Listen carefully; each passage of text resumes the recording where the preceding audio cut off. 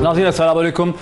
नाज़रीन, पीडीएम की लीडरशिप ने फैसला किया है कि 11 तारीख को पाकिस्तान डेमोक्रेटिक मूवमेंट का एक टॉप लीडरशिप का इस्लामाबाद में एक इजलास होगा। इस इजलास के अंदर PMLN की तरफ से शहबाज शरीफ साहब उसके लीड करेंगे और लंदन से पाकिस्तान के ex prime minister general Nawaz Sharif साहब भी वीडियो लिंक के जरिए इस मीटिंग में शामिल होंगे। दूसरी तरफ जैसा कि आप जानते हैं कि नवाज शरीफ साहब का पासपोर्ट चुके नहीं है और नवाज शरीफ साहब का वीज़े को एक्सटेंड नहीं किया बरतानवी हुकूमत ने।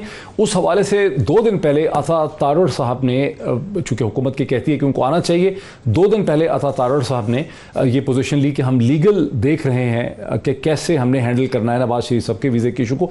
वो टुकड़ा हम सुन लेते हैं। तो क्या नवाज शरीफ साहब सियासी पनाह की दरख्वास्त देंगे इंग्लैंड में अपने इस सियासी बुग़्ज़ से या इनके सियासी इंतकाम से बचने के लिए? देखिए, अभी जो तौसीह नहीं की गई उसके नतीजे में हमारे पास 2 लीगल फोरम्स मौजूद हैं और वो हम बिल्कुल मेरिट के ऊपर अपना केस वहाँ आर्ग्यू करेंगे।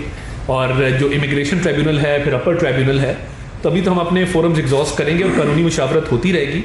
तो अभी ऐसी कोई बात फ़िलहाल मेरे नोटिस में नहीं है।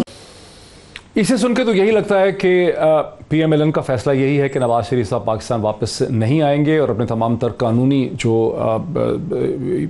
पॉसिबिलिटीज़ हैं, ऑप्शंस हैं, उनको इस्तेमाल करेंगे।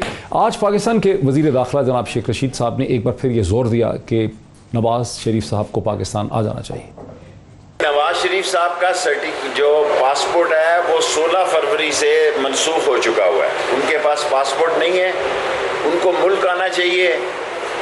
लीडर वही होता है जो मुल्क में जीता और मरता है। इस मुल्क की बदनसीबी है कि इख्तदार में हो तो आप बड़के मारते हैं, इख्तदार से उतर जाएं तो आप मुल्क से भागना चाहते हैं।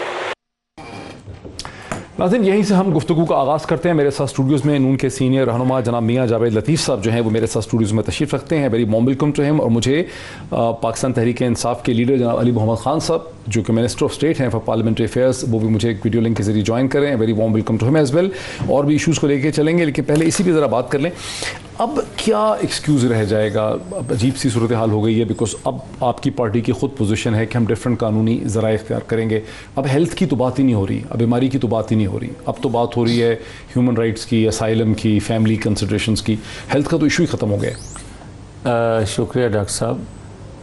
बदकिस्मती की जो बात अभी आपने वज़ीर दाखिला की सुनवाई, ये हकीकत है कि बदकिस्मती है इस मुल्क की कि 3 दफ़ा के प्राइम मिनिस्टर को जब इंसाफ ना मिले, 3 दफ़ा के प्राइम मिनिस्टर को जिस तरह हटाया जाए और 3 दफ़ा के प्राइम मिनिस्टर पर जिस तरह गद्दारी के और उसके पासपोर्ट को रिन्यू करने की बातें ये अपनी मनपसंद चीज़ों के मुताबिक करें और फिर उसके बाद ये तवक्को रखें कि वो पाकिस्तान आएँ ताकि उनको जो इंसाफ पहले नहीं मिल सका अब वो इंसाफ क्या मिलेगा? उन्होंने उनको जाने दिया ना, इसी हुकूमत ने। आप खुद ही कहते हैं कि इस हुकूमत ने, तहरीक इंसाफ ने उनको खुद जाने दिया था। अगर तहरीक इंसाफ ने उनको जाने दिया था, जो कि मैं समझता हूँ कि शायद कोई और कुव्वतें भी थीं। अच्छा, अगर ऐसा इनके बस में होता तो शायद इस तरह ना होता।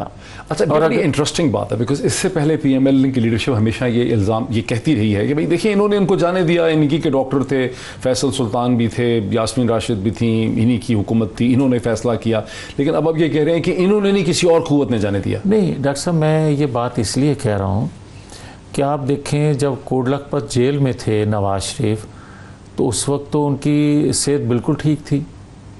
जब नैब की कस्टडी में लाया गया तो नैब की कस्टडी में रातों रात क्या हुआ कि उनकी सेहत इतनी बिगड़ गई। तो आप कह रहे हैं कि नैब ने कुछ किया, उनको बीमार करने में नैब का रोल? मैं वही तो अर्ज़ कर रहा हूँ ना कि आपकी कस्टडी में कोई बंदा हो तो आपकी कस्टडी में वो बीमार होता है तो आपकी ज़िम्मेवारी है कि उसका इलाज करवाया जाए और तबीयत इतनी बिगड़ने से पहले एड्रेस किया जाए।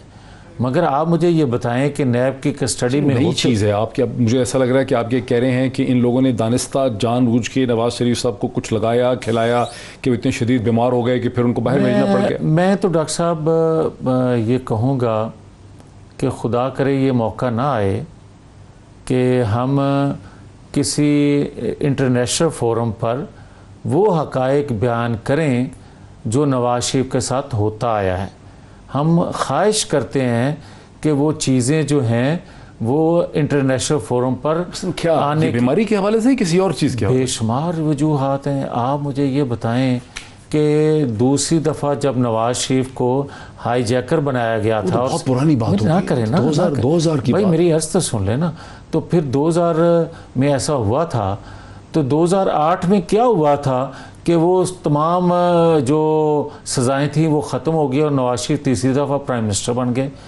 उन्हीं अदालतों ने सज़ा दी और उन्हीं अदालतों ने आप समझते हैं कि अदालतें बदल जाती हैं। फिर मैं ये अर्ज़ करता हूँ कि आप फिर ये मुझे बताएं कि जज अरशद मलिक सज़ा देते हैं और अरशद मलिक को उस वीडियो की बिना पे उसको तो सज़ा मिल जाती है, मगर वो जो सज़ा सुनाने का इतराफ़ करते हैं उसको बरी नहीं किया जाता। इसमें अब तहरीक इंसाफ का मौक़िफ़ ले लेते हैं क्योंकि बहुत दिलचस्प आपने बातें कह दी हैं। अली मोहम्मद खान साहब, ये तो ऐसा लग रहा है कि जावेद लतीफ़ साहब ये कह रहे हैं, नई बात हो गई है PMLN की। अब तो वो ये इस तरह कह रहे हैं कि नवाज शरीफ साहब बिल्कुल ठीक ठाक थे कोट लखपत में, उन्हें नैब की कस्टडी में लाया गया। नैब की कस्टडी में आने के बाद उस दफ्तन शदीद बीमार हो गए और उस शदीद बीमारी की वजह से हुकूमत को उनको बाहर भेजना पड़ गया। और हुकूमत ही नहीं थी बल्कि और ताकतें क़ुव्वतें भी इसमें थीं। हुकूमत का तो वो अब नहीं मान रहे कि कोई पॉजिटिव रोल था उसमें। बहुत शुक्रिया डॉक्टर साहब। बिस्मिल्लाहिर्रहमानिर्रहीम। अल्लाहुम्मा सल्लि व सल्लिम मुबारक अला सय्यिदिना मुहम्मद रसूलुल्लाह खातमुन नबिय्यीन सल्लल्लाहु अलैहि व आलिहि वसल्लम। डॉक्टर साहब, इस बात में शायद कोई दो राय नहीं कि मियाँ साहब इस मुल्क से हेल्थ ग्राउंड्स पे बाहर गए, और इस बात में भी कोई दो राय नहीं होगी कि ये फैसिलिटी या ये रिलीफ बहुत ही एक ऐसा रिलीफ था जो शायद करोड़ों में किसी एक पाकिस्तानी को मिले, वो मियाँ साहब को मिला। हमसे भी मुअज़्ज़ज़ अदालतों ने ये पूछा कि अगर उनको कुछ हो जाए तो उनकी गारंटी कौन देगा। जब ये बीमार हुए, बकौल इनके कि ये बीमार थे, तो बाकायदा उस पर सैकड़ों प्रोग्राम्स टीवी पे रोज़ होते थे और हमसे पूछा जाता था कि मियाँ साहब को अगर कुछ हो गया तो कौन रिस्पॉन्सिबल होगा। इनके मेंबरान जो है वो बहुत ज़ोर शोर से इस बात की वकालत करते थे कि मियाँ साहब को बाहर जाने दिया जाए ताकि वो इलाज करें। और इस सारे ज़ोर शोर और शोर गौगा में जब ये रिपोर्टें भी आईं मेडिकल की, और उसके बाद डिस्कशन इस पर काबीना में हुई और वज़ीर-ए-आज़म साहब ने इनकी बीमारी के दिनों में भी ये कहा कि इनकी बीमारी पे कोई बात ना करे, बीमारी पे बात इस तरह नहीं करनी चाहिए। और काबीना में इसको डिबेट किया गया। अक्सरियत की राय ये आई, मैं उसका हिस्सा था इसलिए मैं अर्ज़ कर रहा हूँ, काबीना में उसमें बैठा हुआ था। अक्सरियत की राय ये आई कि मियाँ साहब को जाने दिया जाए इलाज के लिए, क्योंकि पब्लिक ओपिनियन भी ये है और कोर्ट ने भी एक बात की थी कि हुकूमत इसका फ़ैसला करे, और साथ में मीडिया भी ये बात करती थी और खान साहब भी चाहते थे कि ये तो ठीक है, आपने इसकी एक्सप्लेनेशन आपने अच्छा एक्सप्लेन कर दिया, लेकिन अब जो कह रहे हैं मियां जावेद लतीफ़ साहब जो चीज़ कह रहे हैं वो भी आपने सुनी है ना, उस पर मैं आता हूं। अब जो सूरत हाल है वो ये है कि जब एक टाइम गुजर गया, 3 महीने 4 महीने, उसके बाद कहना हमने शुरू किया कि भाई रिपोर्टें किधर हैं उनकी, कोई चेकअप हो रहा है नहीं हो रहा। कभी कहते थे कोविड की वजह से अभी घर में है, अभी ऑपरेशन नहीं हो सकता, कभी कहते थे अभी चेकअप होगा, अभी इलाज नहीं हो रहा, अस्पताल बंद है। इस तरह की कहानियां चलती रही। अब 2 साल होने को आए। मैं समझता हूँ बीच बाजार भांडा फोड़ा है इस सारी बीमारी वाली कहानी का मरियम नवाज शरीफ साहिबा ने, जब उन्होंने इस्लामाबाद हाई कोर्ट के बाहर मेरे ख्याल में ये बात की थी कि अगर आप मुझे ज़मानत दें इंसाफ की और उनकी ज़िंदगी की, तो कल उनको वो आ जाएंगे कल की फ़्लाइट से। इसका मतलब ये हुआ कि बीमारी कोई नहीं थी। अगर वो बीमार थे तो कैसे वो एक दिन में ला सकते हैं। दूसरा मेरा नुक्ता यह है कि आप जो स्टे अब मांग रहे हैं और स्टे जो अपील कर रहे हैं, अपील में एक मेडिकल रिपोर्ट नहीं है, क्योंकि जिस वजह से वो मुल्क से बाहर गए हैं वो है बीमारी। जिस वजह से आप स्टे करना चाहते हैं वो है बीमारी। आप कह रहे हैं कि अभी वो ठीक नहीं हुए, आपने कोई एक मेडिकल रिपोर्ट अभी भी जमा नहीं की यूके अथॉरिटीज़ के पास। तो सबसे एक बड़ा क्वेश्चन मार्क ये है कि एक ऐसी जमात जो पूरी कौम से, हुकूमत तो छोड़ें, पूरी कौम से 2 साल तक कज़ब बयानी करती रही, गलत बयानी करती रही, उन पे क्या एतमाद किया जा सकता है।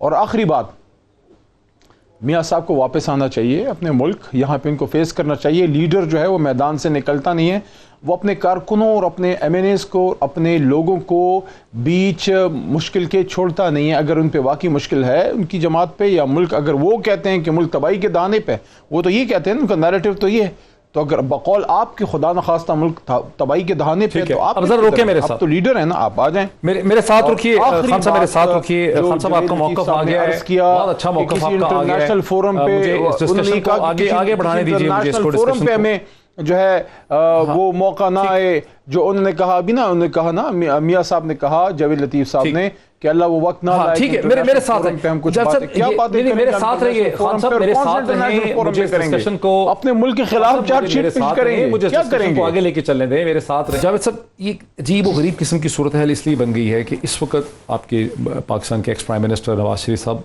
लंदन में हैं, ठीक है, और आपकी पार्टी ये कह रही है कि हम तमाम कानूनी ज़राए और ऑप्शन जो हैं इस्तेमाल करें, लेकिन वहाँ पर ये नहीं कह रहे हैं कि चूँकि वो बीमार हैं, चूँकि उनको कोई इलाज करना है, उनको कोई प्रोसेस करना है, और कोई बरतानिया के किसी प्रॉपर टीचिंग हॉस्पिटल की कोई रिपोर्ट ऐसी चीज़ बरतानवी अथॉरिटीज़ के सामने नहीं रख रहे हैं। यानी आपकी जो पोजीशन है, जो आपका आर्गूमेंट है, जो आपके दलाइल हैं, वो बिल्कुल यकसर तब्दील हो गए। अब एक नए दलाइल शुरू हो गए।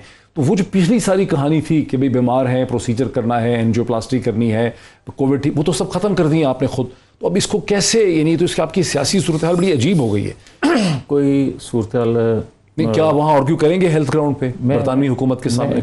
नहीं कर रहे, कत्तन हमें करने की ज़रूरत इसलिए नहीं है। अगर तो है ही हेल्थ ग्राउंड पे ना वहाँ पे। मेरी अर्ज़ सुन लें, अगर इजाज़त दें तो 2-3 बातें अली मोहम्मद खान ने की हैं, पहले वो जवाब दें। अपने व्यूअर्स के लिए समझना चाहता हूँ। देखें, आप यहाँ से ये कह के नहीं गए कि हमारे साथ नाइंसाफ़ी हो रही है, हम पे जुल्म हो रहा है। यहाँ से तो 15 दिन के लिए ये कह के गए हैं कि ज़िंदगी को ख़तरा है।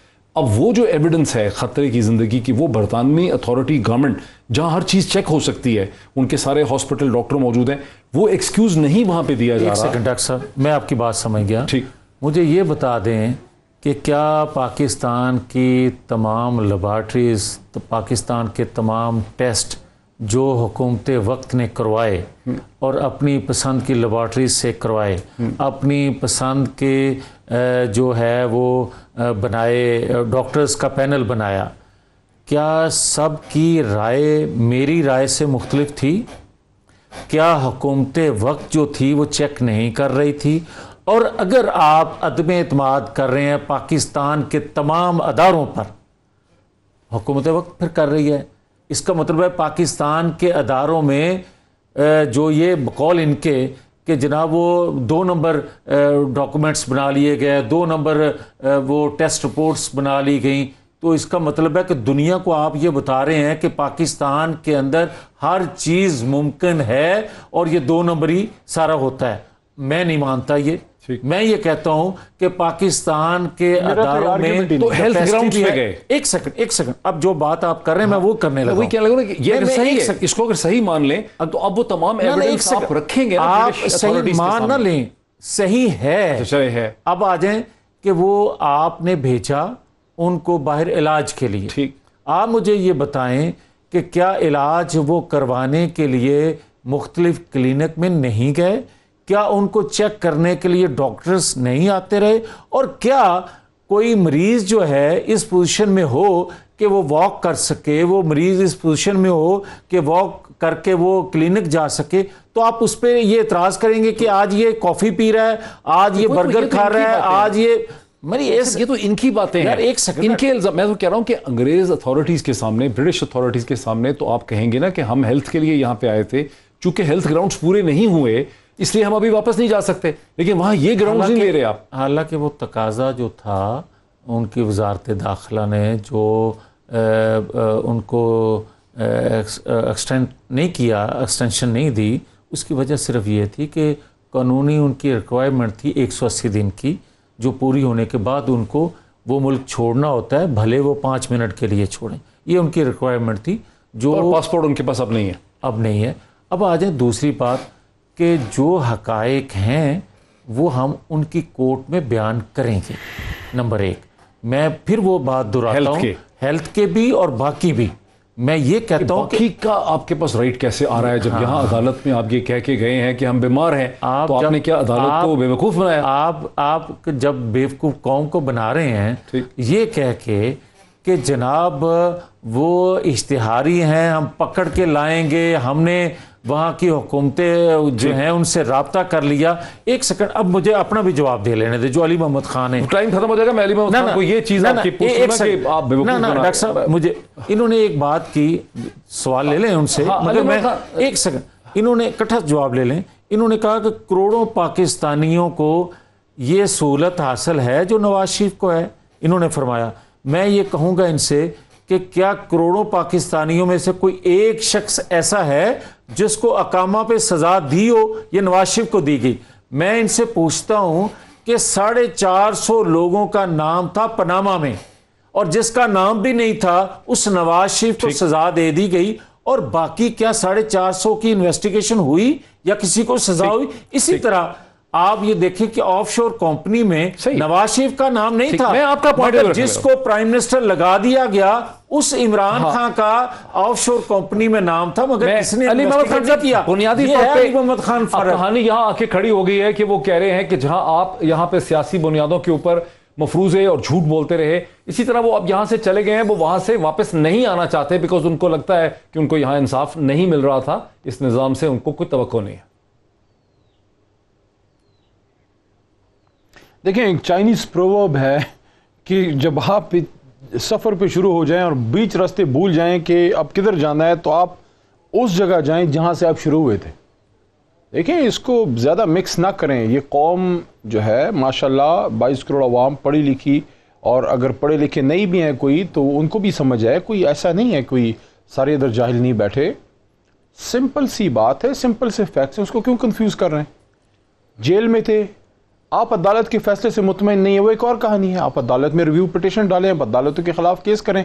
अदालत के फैसले से मुतमईन होना या मुत्तफिक होना जरूरी नहीं होता। मैं खुद वकील हूं इसलिए बात कर रहा हूं, लेकिन आप कभी ये नहीं कहते, आप कहते हैं मैं अदालत के फैसले से एग्री नहीं करता इन दलाइल की बुनियाद पे, लेकिन ये कभी नहीं कहते कि अदालत ने किसी और वजह से फैसला हमारे खिलाफ किया। दूसरी बात देखें, मियाँ साहब बीमार हुए बकौल इनके, मैं तो ये कह ही नहीं रहा कि वो बीमार नहीं थे, मेरा तो अब ये आर्ग्यूमेंट ही नहीं है। मैं तो ये कह रहा हूं कि अगर वो बीमार थे भी, 2 साल से कौन सा इलाज किया है? वहां रहने का आपका जवाज ही बीमारी है। आपकी आधी से ज्यादा PMLN तो ये कह रही है कि उनको वहां इंसाफ का मसला है। मुझे एक ब्रेक लेने दीजिए, ठीक है?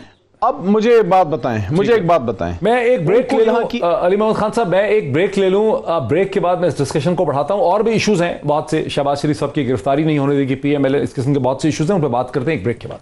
नाज़रीन, वेलकम बैक। वक्फे से पहले हमारी बहस यहाँ पे ख़त्म हुई कि मियाँ जावेद लतीफ़ साहब का अब ये कहना है कि चूँकि नवाज शरीफ साहब को पाकिस्तान में इंसाफ नहीं मिल सकता, उनके साथ ज़्यादतियाँ हुई हैं, इसीलिए अब वो वापस नहीं आएंगे और अपने क़याम को आगे बढ़ाएंगे तमाम तक कानूनी ऑप्शंस को इस्तेमाल करके। अली मोहम्मद खान साहब का ख्याल है कि नवाज शरीफ साहब ने अपने इरादे में तब्दीली पैदा कर ली है। ये कंट्रोवर्सी तो चली रही है, लेकिन गुज़िश्ता 24 या 48 घंटे में एक नई कंट्रोवर्सी भी पैदा हुई है हुकूमत और PMLN के दरमियान। उस वक्त पैदा हुई जब अता तारड़ साहब ने एक दिन पहले ये कहा कि अगर शहबाज शरीफ साहब को अब गिरफ्तार करने की कोशिश की गई तो नून किसी भी सूरत इस चीज़ को नहीं होने देगी। ज़रा सुने कि अता तारड़ साहब का एग्जैक्टली कहना क्या था। एक बात इमरान नियाजी साहब और चेयरमैन नायब साहब, आप कान खोल के सुन लें, इस दफ़ा शहबाज शरीफ को हम जेल नहीं जाने देंगे। आपके जो बस में आता है आप कर लें, ना कोई सबूत होता है ना कोई शवाहिद होते हैं। आपकी एग्जेक्टिव बोर्ड की मीटिंग बैठ के सियासी बुनियादों पर यह फैसले करती है। इमरान नियाजी साहब, जो आपका ख्वाब है कि शहबाज शरीफ साहब को तीसरी बार जेल भेजने का, हम अब आपको किसी सूरत इजाज़त नहीं देंगे कि ये आप अपने इन इदारों को, FIA को, नैब को इस्तेमाल करके तो अपना सियासी बदला उतारें। अगर ये मौक़िफ़ है नून का, अता तारड़ साहब का, तो पाकिस्तान के वज़ीर दाखिला, चूँकि दर हकीकत पाकिस्तान के पुलिसिंग सिस्टम फेडरल गवर्नमेंट को कंट्रोल करते हैं, शेख रशीद साहब, उन्होंने इसका ये जवाब दिया। एक साहब ने बयान दिया अगर शहबाज शरीफ को गिरफ्तार किया तो क़यामत आ जाएगी। इस मुल्क में भुट्टो फांसी लग गया तो कोई चिड़िया नहीं फड़की थी। उससे बड़े लीडर तो नहीं है आपके यहाँ, आप क़यामत बर्पा कर देंगे। कानून की हुक्मरानी होनी चाहिए। जावेद साहब, ये किस किस्म की पोजीशन है? वहाँ आपकी पोजीशन है वो वापस नहीं आएंगे, यहाँ ये कह रहे हैं इनको गिरफ्तार नहीं होने देंगे अगर करना है किसी ने। अगर इजाज़त दे तो मैं एक जुमला कह दूँ सर, जहाँ तक इंसाफ का तल्लक है, तो मैं नहीं कह रहा, ये इमरान खान साहब कह रहे हैं। ये अली मोहम्मद खान साहब के जो प्राइम मिनिस्टर हैं, उनके कायद हैं, ये वो फरमा रहे हैं, मेरे पास क्लिप मौजूद हैं, वो मैं आपको सुनवा भी देता हूँ। वो कहते हैं कि नवाज शरीफ को पाकिस्तान के अंदर इंसाफ नहीं मिलेगा, नवाज शरीफ को गलत सज़ा दी गई, नवाज शरीफ करप्ट नहीं है। मगर उस वक्त ये अपोजिशन इमरान खान कह रहे हैं, इमरान खान साहब कह रहे हैं। कब की बात और है ये कोई 8-10 साल पहले किया होगा ये बात, या इमरान खान ने ये कहा x prime minister Nawaz Sharif के बारे में कह रहे हैं ये 2008-9 में साथ में कहीं जब जनरल मुशर्रफ की हुकूमत, जनरल मुशर्रफ की हुकूमत थी। ये तो बड़ा इंटरेस्टिंग क्लिप है, ये क्यों नहीं आया आज तक सामने? नहीं, सोशल मीडिया में तो बहुत है। अच्छा, हाँ, मगर शायद आपके ये पास किस साल में, कौन सा साल है ये? मेरा ख्याल है कि 2004 या 2004-5 की बात है, 5 की बात होगी। और उस और इमरान खान ने ये कहा कि नवाज शरीफ को नहीं आना चाहिए। बिल्कुल, ये कहा कि नवाज शरीफ को पाकिस्तान के अंदर इंसाफ नहीं मिलेगा, इन अदालतों से इंसाफ नहीं मिलेगा, नवाज शरीफ करप्ट नहीं है।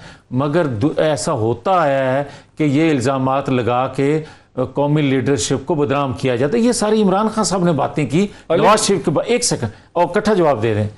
अब इसी तरह अभी भी एक किताब आई है, जो आप मुझे बताएं कि अदालतों या अदारों के मुतल्लिक वो लिखते हैं, कोई है जो उस पर कोई कमेटी बनाए, कोई है जो इमरान खान साहब ने अभी प्राइम मिनिस्टर होते हुए असेंबली फोरम पर ये खड़े होकर कहा था कि पाकिस्तानियों को बेचा गया, पाकिस्तान के लोगों को इन लोगों ने बेचा और इन लोगों ने गलत फैसले किए अफगानिस्तान के हवाले से।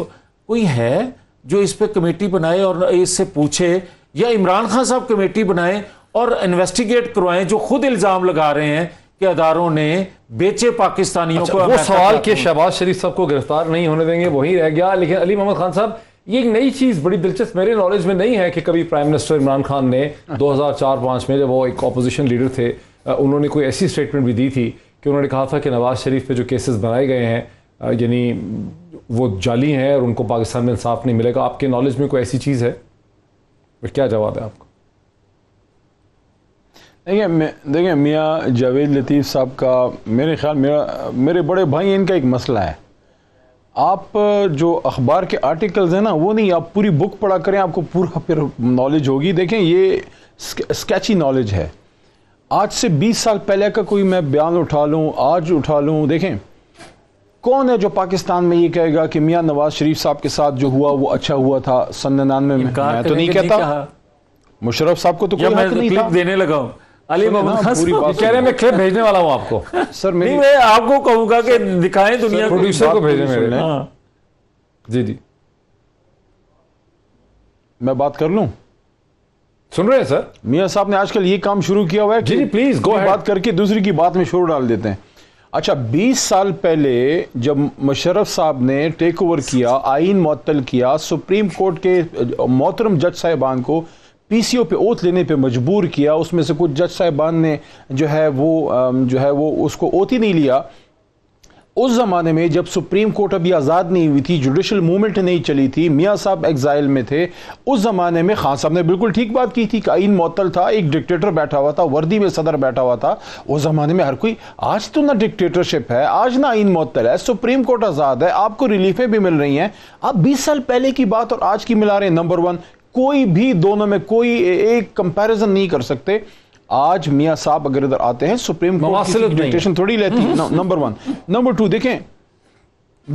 देखें, सो बेसिकली आप ये कह रहे हैं कि वो जनरल मुशर्रफ की अदालत थी, वो जनरल मुशर्रफ की तारड़ साहब ने बात की है। देखें, वो तो एक डिक्टेटरशिप का ज़माना था ना। डोगर साहब उस ज़माने में वो होते थे जज, फिर उसके बाद एक जुडिशल मूवमेंट चली, फिर सुप्रीम कोर्ट आज़ाद हुई, उसके बाद 2-3 हुकूमतें बदली हैं। मियाँ साहब की जो है खुद की हुकूमत 5 साल की गुजर गई है। उन्होंने इदारे ठीक किए होंगे, उन्होंने एहतसाब के भी निज़ाम को ठीक किया होगा, उन्होंने अदलिया को भी ठीक करने की अपना भरपूर कोशिश की होगी। उन्होंने तो मुल्क ठीक करके गए ना बकौल इनके, तो अब किस चीज़ का डर है? लेकिन मैं एक और बात करना चाहता हूँ। देखें, ये मेरे लिए एक क्वेश्चन मार्क है as a student of law, student of politics, कि मुस्लिम लीग, देखें आज अगर कोई गलती करते हैं ना डॉक्टर साहब आप, और 20 साल बाद वही करते हैं, इसका मतलब you are not ready to learn. ये जो अता तारड़ की बात है, हमारा छोटा भाई है, वकील है, एक वकील को तो ऐसी बात करनी नहीं चाहिए। क्या आपको उनकी इस बात में कि शहबाज साहब को गिरफ्तार नहीं करने देंगे, ये कर देंगे, वो कर देंगे, आज की नून लीग में 1997 की नून लीग में कोई फर्क महसूस होता है? जब सुप्रीम कोर्ट पे चढ़ाई की थी, हमारे भी खिलाफ फैसले आए, जुडिशल मूवमेंट, हमारा डरने का सारा फैसला हमारे खिलाफ नहीं आया। हमने तो किसी जज को थ्रेट नहीं किया। इन्हीं के लोग खड़े होकर कहते थे कि इनके बच्चों पे जिंदगी तंग कर देंगे।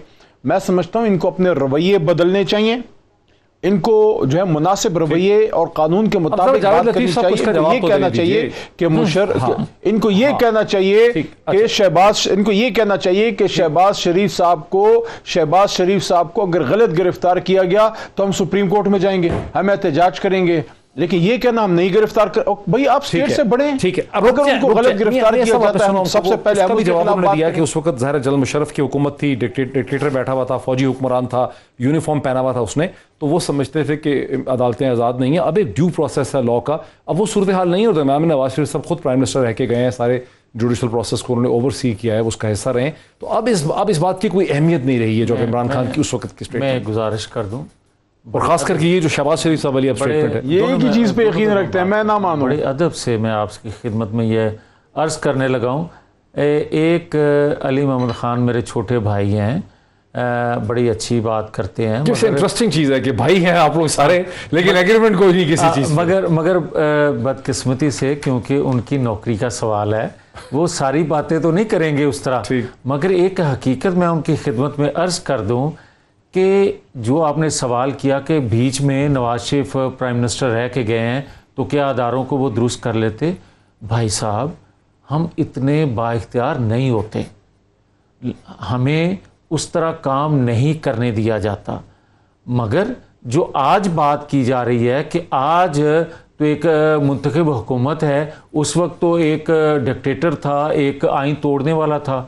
मैं कहता हूँ कि उसने भी एहतसाब के अदारों को इतने भोंडे तरीके से इस्तेमाल नहीं किया जितने बदतरीन जनरल मुशर्रफ ने भी नहीं किया जितना कि इमरान खान कर रहे हैं। अच्छा, और ये जहां आप देखें कि मसूफ को सिर्फ एक ख्वाहिश है कि एहतसाब का अदारा मेरे पास होना चाहिए, वो FIA हो, वो नैब हो, वो एंटी करप्शन हो, इसके अलावा पूरे पाकिस्तान में जो कुछ मर्जी होता जाए। इस चीज का आपने अभी तक जवाब नहीं दिया कि शहबाज शरीफ को गिरफ्तार नहीं होने दें। अगर मुझे इजाजत दे, बड़ी देर होगी। मैं ये अर्ज करता हूं कि ये तो बात है, जवाब ही नहीं कोई कह रहे हैं कि उस वक्त हालात इतने बुरे नहीं थे जितने बुरे आज आपने बनाए हुए हैं। अब आज जो बात कर रहे हैं आप शहबाज शरीफ के हवाले से, गिरफ्तार नहीं होने देंगे, मैं दोनों बातों को मुनासिब नहीं समझता।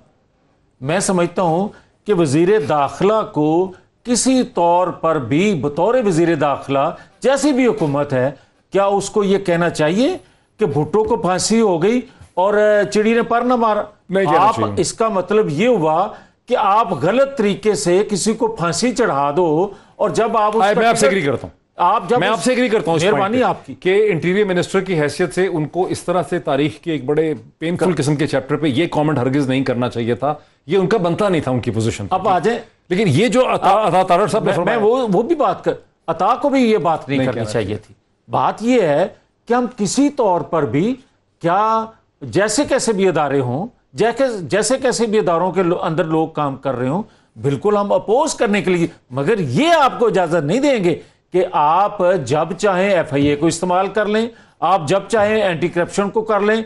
अदालतें जो हैं भरम हों, अगर नैब पे तो आप FIA को ले आते हो, FIA को छोड़ते हो तो आप एंटी करप्शन पे आ जाते हो। ये तरीकाकार गलत है, और पाकिस्तान की तबाही, जो बर्बादी है इन्होंने मईशत की है, जो इन्वेस्टर की, जो ताजरों की, जो सनतकारों की, यहाँ से पाकिस्तान से उनका एतमाद अदारों से उठा है, वो इनकी करतूतों की वजह से उठा है, इनकी हरकतों की वजह से। बहुत इंटरेस्टिंग आपका कमेंट है, एक ब्रेक में ले लूं, लेकिन बहुत ही दिलचस्प एक कंसेंसस पैदा हो गया कि अली मोहम्मद खान साहब जो कहते हैं कि अता तारड़ को नहीं कहना चाहिए था इस तरह से, उनको ये कहना चाहिए कि अगर शहबाज शरीफ साहब को गलत गिरफ्तार किया गया तो हम अदालती का चाराजोई करेंगे, हम सुप्रीम कोर्ट के पास जा सकते हैं। उससे एग्री करते हैं जनाब मियां जावेद लतीफ़ साहब के, उनको भी ऐसा नहीं कहना चाहिए था, और शेख रशीद साहब को भी ऐसा नहीं कहना चाहिए था। Rare consensus moment between opposition and the government in this program. एक ब्रेक लेते हैं, और ब्रेक के बाद एक दो और बहुत इंपॉर्टेंट इशूज़ हैं, और जहांगीर खान तरीन ग्रुप के साथ क्या हो रहा है उस पर भी बात करते हैं एक ब्रेक के बाद।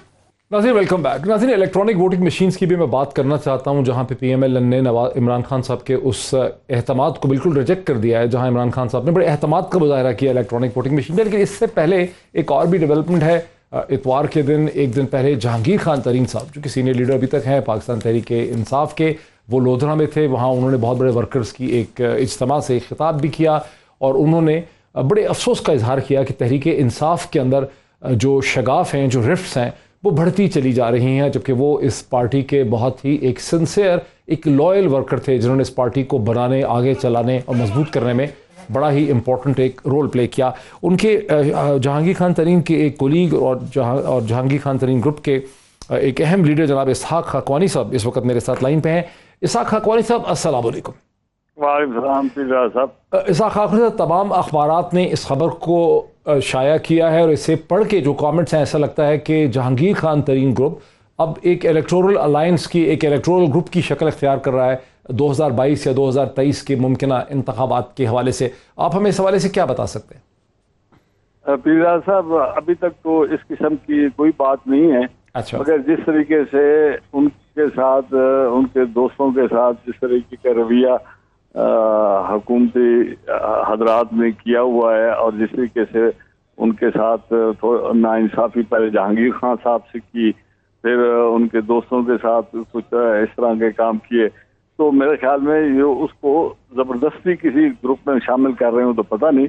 और जहांगीर खान तो पीरा साहब, आप उनको बेहतर जानते हैं कि वो तो सुप्रीम कोर्ट के एक फैसले में उनको उन्होंने नाअहल किया हुआ है।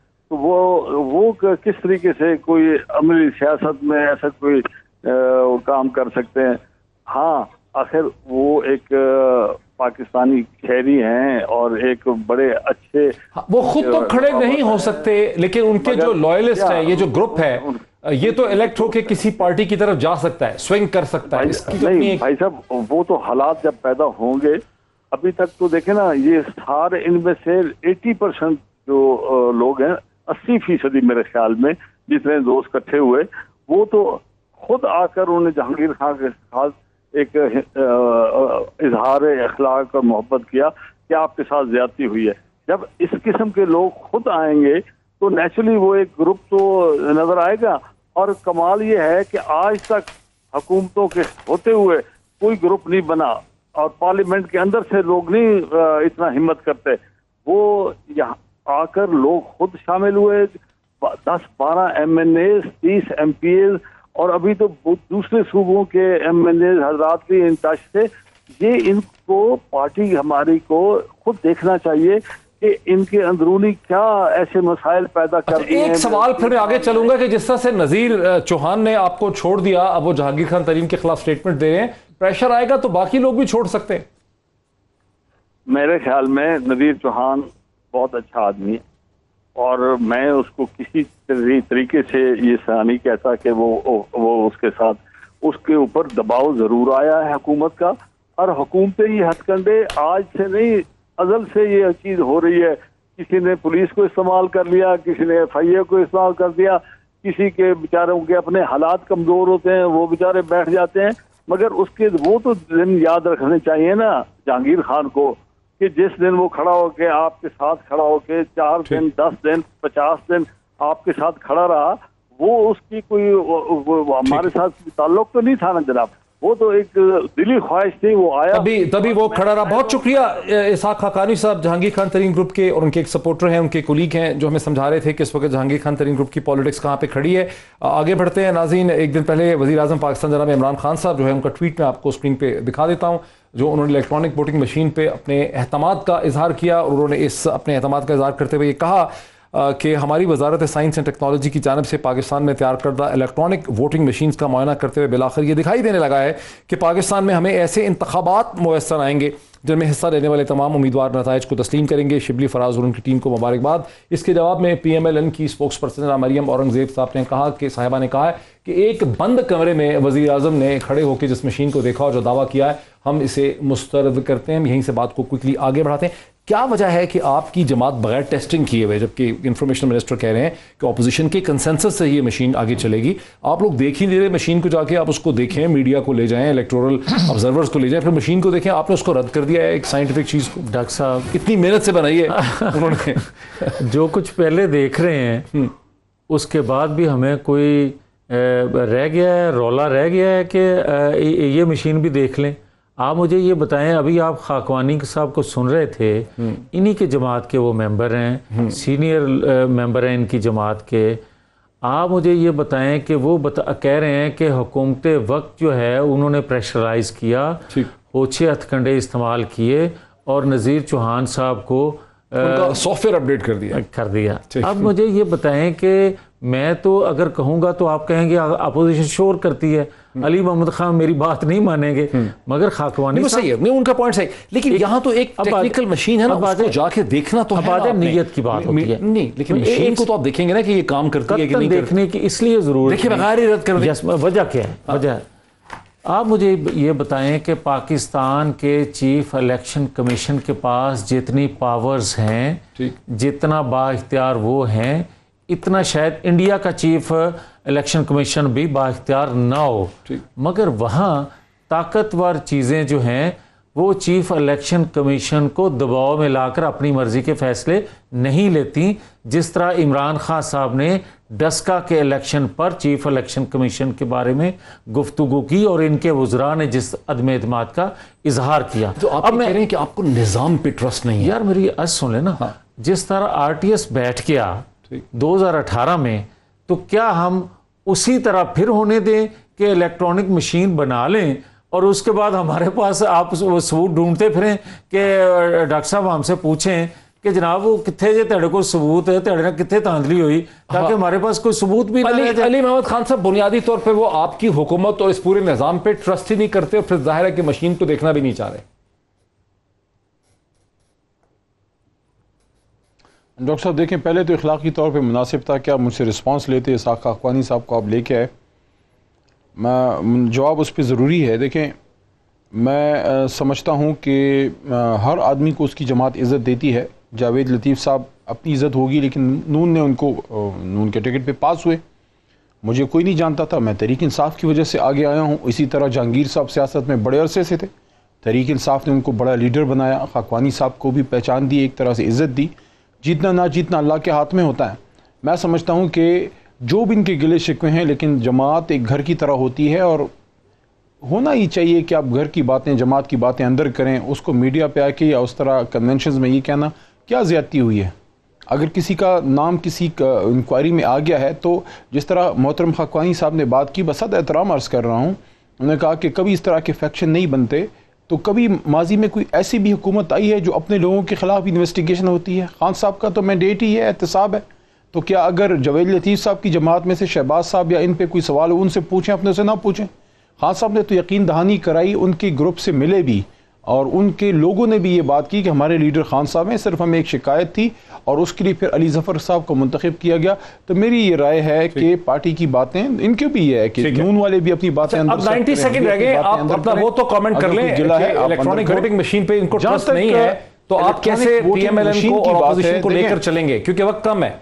देखें मेरे भाई, देखें सुने, ज़बरदस्ती कोई नहीं कर रहा। इलेक्शन कमीशन पे ना कोई ज़बरदस्ती कर सकता है। इलेक्शन कमीशन इसको अप्रूव करेगी तो आगे जाएंगे। लेकिन इमरान खान साहब एक ज़बरदस्त सजेशन लेके आए हैं कि सब रोना धोना तो बहुत करते हैं, लेकिन जब वो एक चीज़ लेके आ गए हैं कि आप इस पे बात करें, अब आपको मशीन से नफरत है, आपको टेक्नोलॉजी से नफरत है। मोहित पीरज़ादा साहब, ये आपके मेरे पास जो स्मार्टफोन है, इसमें दुनिया जहान की इंफॉर्मेशन नहीं है। ये तो आपका मेरा काम है कि इसको हम गलत यूज़ करें या सही यूज़ करें। अगर इलेक्ट्रॉनिक वोटिंग मशीन्स दुनिया में हैं और अच्छी तरह चल रही हैं, आप उसको स्टडी करें, जिन जिन नुकात पे आप समझते हैं कि इसमें कमजोरियां हैं वो तो सामने लेके आए, या फिर आप 2023 के बाद जो है रोना धोना ना करें। अभी भी 2018 के बाद आप रोते धोते रहें, कोई पॉजिटिव बात इन्होंने ना करनी है ना सुननी है। एक चीज आ गई है, आप कहीं कभी हम इसको देखेंगे, हम इसका जायजा लेंगे, इसमें जो कमजोरियां हैं वो आपके सामने लेके आएंगे, आप बात तो करें। या आप देखें, हम सियासतदान हैं, मुल्क मसाइल को लड़के नहीं गुफ्तगू से हल होंगे। वहां एक मशीन है, वो कौमी असेंबली में नुमाइश के लिए रखी भी गई थी, दोबारा वो सामने रखेंगे, उस पर बैठ जाएं, डिस्कस करने, जो कमजोरियां वो निकाल लेते हैं। दोबारा रखने की जरूरत है। अली मोहम्मद खान साहब, मेरा वक्त बिल्कुल खत्म हो गया। अली मोहम्मद खान साहब का, जावेद लतीफ़ साहब का, इसी तरह इसहाक खाकवानी साहब का इस बहस में शामिल होने का बहुत शुक्रिया। इलेक्ट्रॉनिक वोटिंग मशीन के हवाले से हुकूमत का अब चैलेंज ये होगा कि कैसे उसे ऑपोजिशन, मीडिया और इलेक्शन जो मॉनिटर्स हैं और इलेक्शन कमीशन के जो लोग हैं उनके सामने उसको रखा जाए ताकि उसकी टेस्टिंग हो सके, उसके बारे में एहतमाद पैदा हो सके, कंसेंसस पैदा हो सके, जैसे कि इंफॉर्मेशन मिनिस्टर खुद कहते हैं, तभी बात आगे चल पाएगी। आज इतना ही, फिर आपसे मुलाकात होती है। बहुत शुक्रिया।